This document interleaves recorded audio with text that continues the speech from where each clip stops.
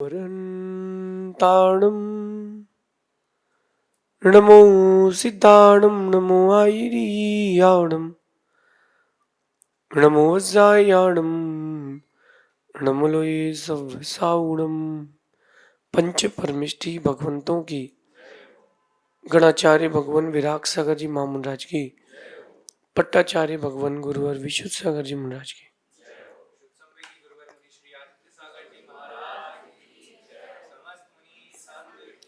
यह हम सभी अपने जीवन में सुख और गुणों की अभिवृद्धि के लिए नीति के विषयों का श्रवण कर रहे हैं। नीतिकार हमें सिखाते हैं कि समय हमारे पास उतना ही है जितना हम पूर्व से लिखा के आए हैं। अब चाहे तो उस समय का सदुपयोग कर लें और चाहे तो उस समय का दुरुपयोग कर लें। हर बच्चे के पास दिमाग है, पढ़ने की योग्यता है, सब कुछ है, फिर भी वो समय का सदुपयोग नहीं करता। 12 महीने 11 महीने मिलते हैं एक बुक को पढ़ने के लिए। 100 पेज की उस बुक को एक बच्चा 11 महीने में नहीं पढ़ पाता। अगर 11 महीने की बात करता हूं और 100 पेज की बुक है तो हर महीने 10 पेज पढ़ना है, यानी हर दिन उसको 1/3 पेज पढ़ना है एक बुक का। फिर भी वो बच्चा पूरी बुक नहीं पढ़ पाता।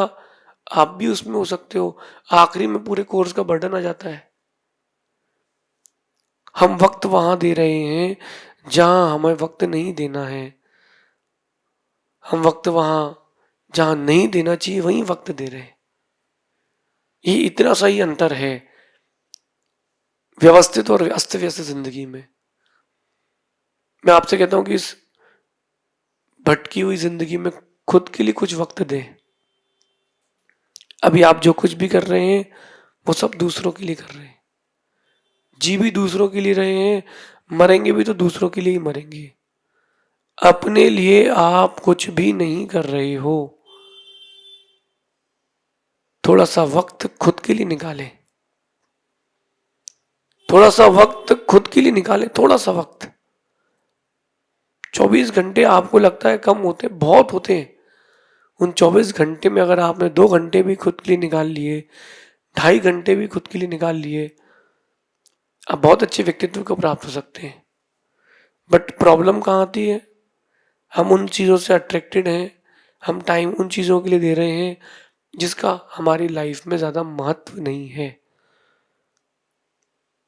एक बात आप लोग जरा सोचिएगा, आपने कहीं पैसे को इन्वेस्टमेंट करने का मन बनाया है। हर व्यक्ति सोचता है कि 1 का 10 हो जाए। 1 का 2 तो आजकल सोचना बंद हो गया है। हर व्यक्ति सोचता है कि 1 का 3, 1 का 5, 1 का 10 हो जाए। इन्वेस्टमेंट करके प्रॉपर्टी में, बिजनेस में। अब आप सोचो कि how is it possible? How is it possible एक साथ आप इतना इन्वेस्टमेंट? अच्छा, रिटर्न तो बहुत अच्छा चाहिए ना, लेकिन अब मैं पूछता हूँ कि जब रिटर्न के लिए इन्वेस्टमेंट करते हो तो देखते हो कि नहीं कहाँ कर रहा हूँ? सोचते हो कि नहीं कि डायरेक्ट कर देते हो? सोचते हो कंपनी कैसी है, कहीं मेरा पैसा डूब ना जाए, रिटर्न क्या मिलेगा, कितना मिलेगा, कब कब मिलेगा। पैसे के इन्वेस्टमेंट के लिए इतना सोचते हो जबकि पैसा साथ में जाना नहीं है। पैसा केवल वर्तमान की उपयोगिता के लिए ही है।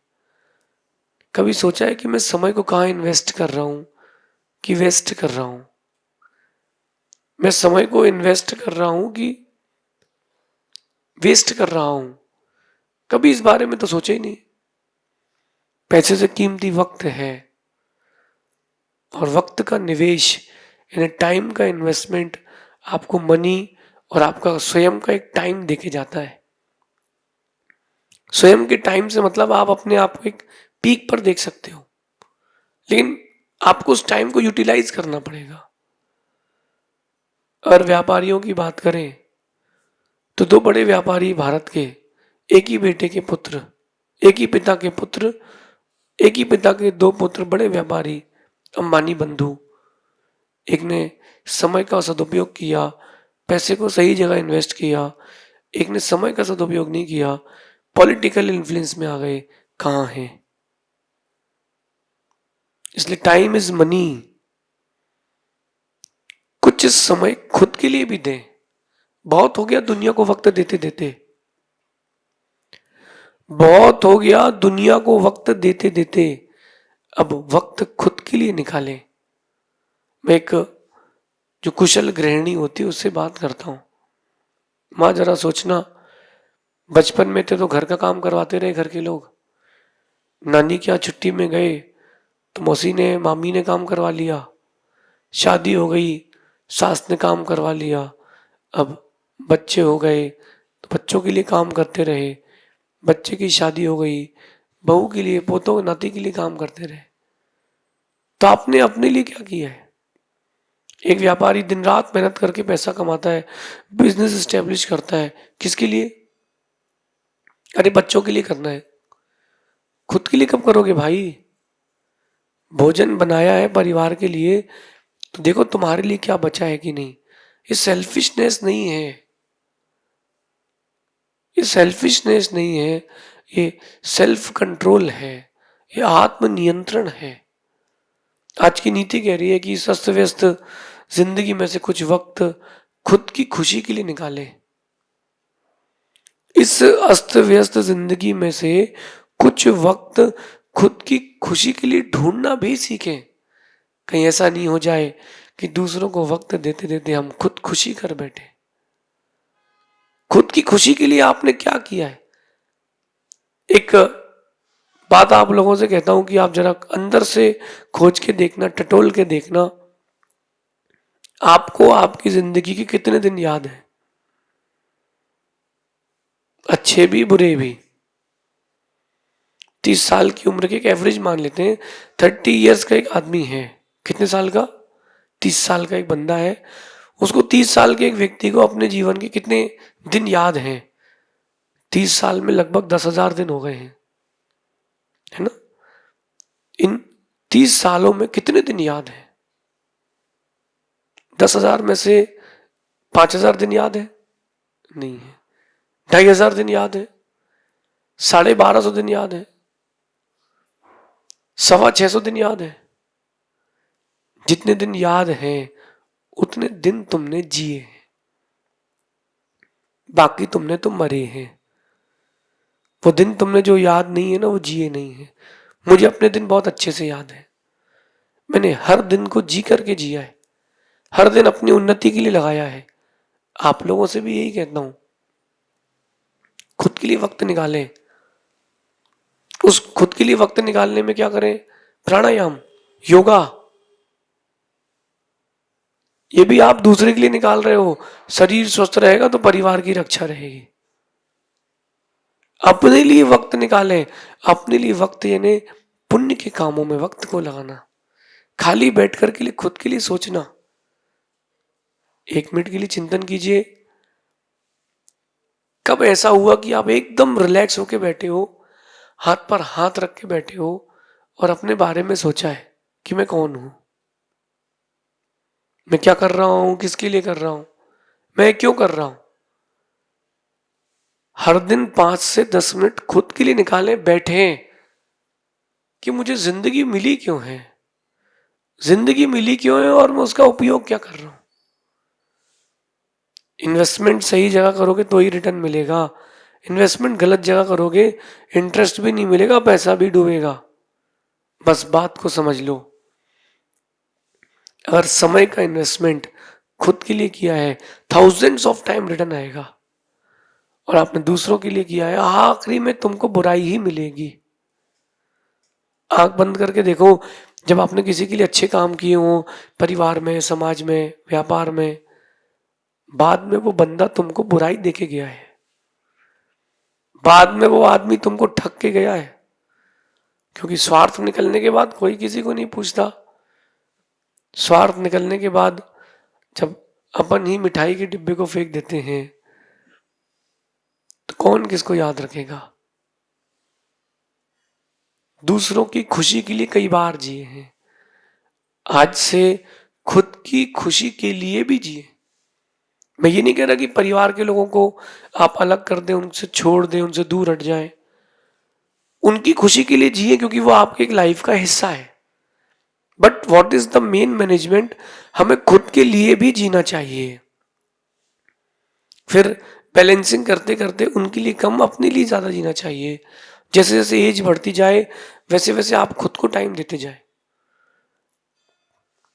एक लड़की जब बहू बनती है ना, उसी दिन से वो सोच लेती है कि इस घर पे एक दिन मेरा कब्जा होगा, मैं सास बनूंगी। कहीं ना कहीं अंदर एक प्रकाश की किरण आती है कि अभी तो दब के रह लो, फिर अपन को भी सास बनना है। सास बन के वो भी वही करती है जो उसकी सास ने किया, दबा के रखती है। और होता उसके साथ भी जो उसकी सास के साथ हुआ है, वही उसके साथ होता है। सब मरते मरते जी रहे हैं। खुद के लिए समय निकालें। आज से 5 मिनट 10 मिनट टाइम फिक्स करें। उस समय बैठें कि सोचें कि मैं कौन हूं, आज के दिन मैंने खुद के लिए क्या अच्छा काम किया है। मैं मंदिर गया था, मैंने गुरु जी के दर्शन किए, उनको आहार दिए, मैंने पूजा करी। फिर उसके बाद रास्ते में मैंने एक अ, गरीब था, उसको भोजन करा दिया। मैंने अच्छे काम क्या किए खुद के लिए। जितने अच्छे काम किए हो तो खुद के लिए प्रशंसा करना कि तुमने अच्छे काम किए, दूसरे से नहीं कहना।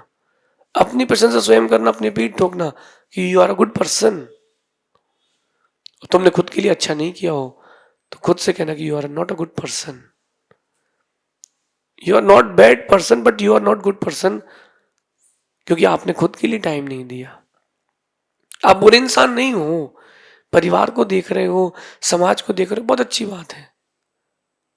लेकिन इससे आप अच्छे व्यक्तित्व को प्राप्त नहीं होंगे। नाम बड़ा हो सकता है, फेमस पर्सनालिटी हो सकते हो, लेकिन जिस दिन आप खुद को समय दोगे तो सेटिस्फेक्शन मिलेगा। लोग कहते थे कि अतिथि देवो भव, अतिथि देव होता है, मैं मानता हूं।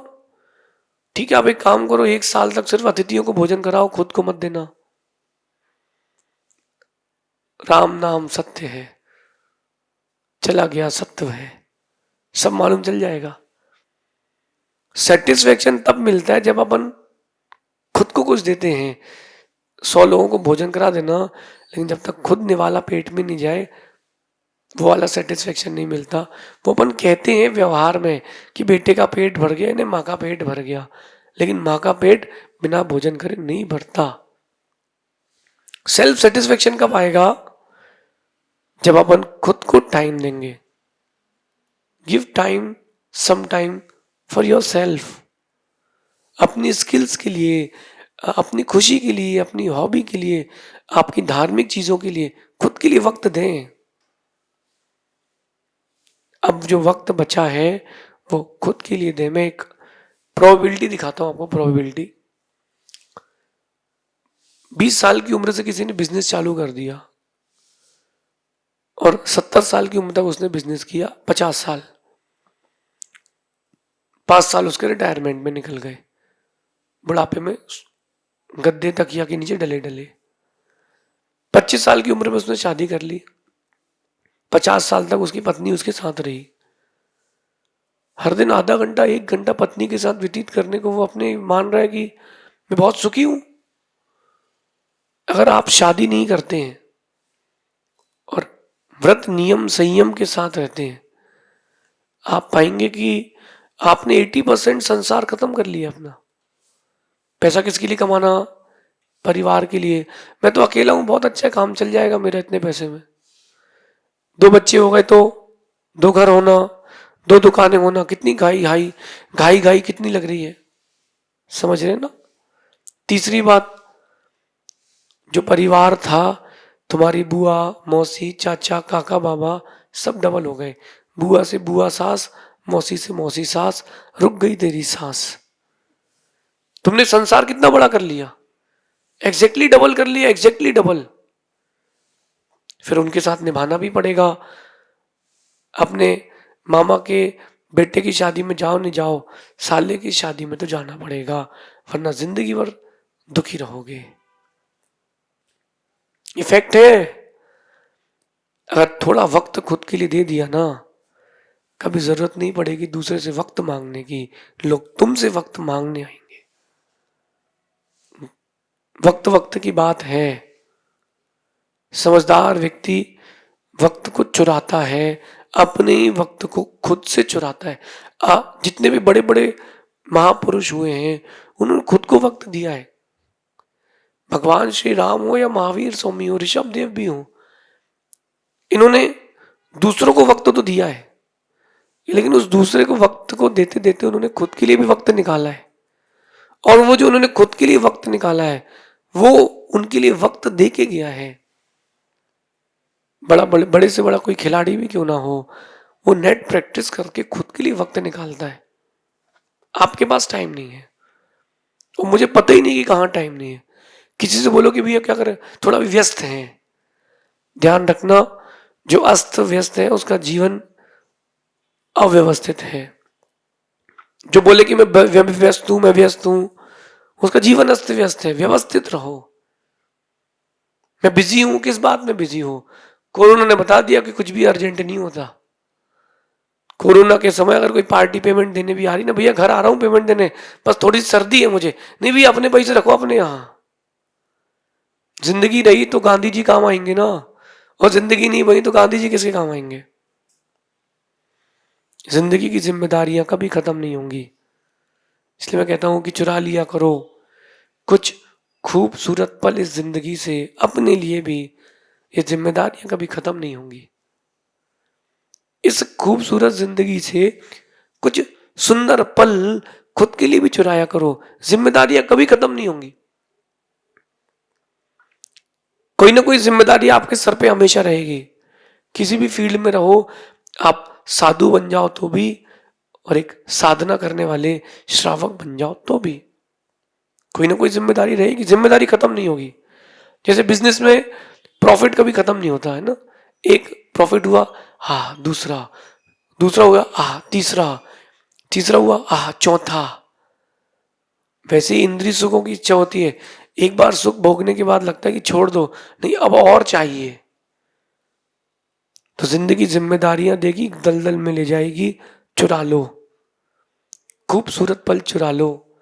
मैं तो कहता हूं कि जो जिंदगी गुरु के साथ बीती है वो जिंदगी है, बाकी सब उम्र है, तुमने बिताई कहाँ है? धन्य है वो लोग जो अपने जीवन का आधे से ज्यादा हिस्सा गुरु के साथ जी चुके हो।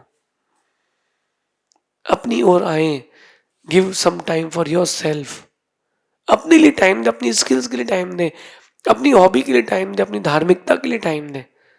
कहीं ऐसा नहीं हो जाए कि आप लेट हो जाओ, और इतने लेट हो जाओ कि आखिरी में सिर्फ आपके हाथ में पछतावा रह जाए। सिर्फ पछतावा रह जाए, ऐसा ना हो। शादी होती ना किसी के, शादी में जाते हो आप लोग, जैसे ही दूल्हे की एंट्री मंडप में हुई सब लोग गायब। कहाँ गए? मम्मम भोजनशाला खाने के लिए पहुंच गया। क्यों? अरे भाई बाद में कुछ नहीं मिलेगा। ऐसे मैं आपसे कह रहा हूं, जिंदगी के हर पड़ाव में खुद के लिए वक्त दें। बाद में हाथ में सिर्फ पछतावा रह जाएगा। पछताना ना हो तो खुद को समय देना सीखें। शेष आगे देखेंगे। भगवान महावीर स्वामी की